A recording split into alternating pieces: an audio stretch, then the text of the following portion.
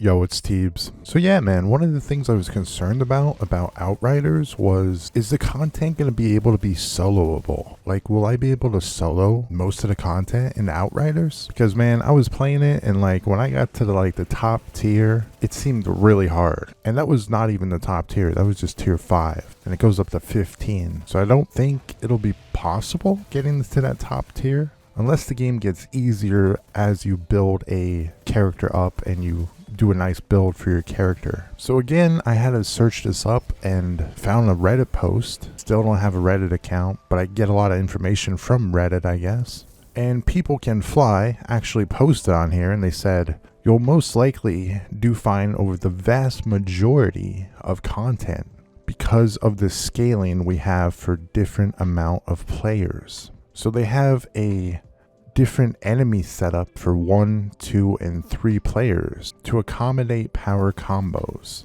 which is pretty nice. So if you're playing with 1 player by yourself, there's going to be less enemies, but if you're playing with 3 players, it's going to be harder and more challenging. Makes sense. Here's the most wild thing that I came across. Endgame encounters are set up for 3 players, but scaling still takes place. We aim to make it doable in solo, but your mileage will vary depending on your build. And they say there can be huge differences between poorly and well set up character builds. So that is absolutely amazing to hear. I'm probably at least gonna get past the main story doing solo. Because I don't know, I just like solo. You're not dependent on other people. And I mean, if I have a friend that's playing, I would for sure play with them. But I don't know, I'm just mostly a solo player.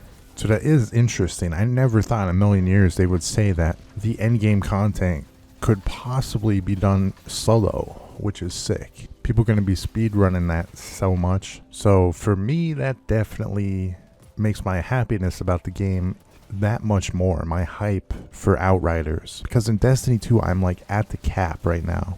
I'm at the cap where I actually need to play with people to improve faster. I mean, I could still solo stuff and do it slower, but there's some content that you can't play if you don't have a team, like, you know, trials and stuff and harder difficulty nightfalls. So I'm stuck there. But now if Outriders is saying, hey, we're pretty much going to make this game able to solo as long as you know how the game works and you build a badass character build, that makes me super happy. So we'll see what happens there.